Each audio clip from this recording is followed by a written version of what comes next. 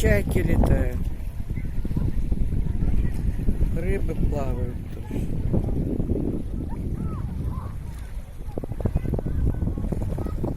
Там дети, много детей, а мы здесь, на этой территории.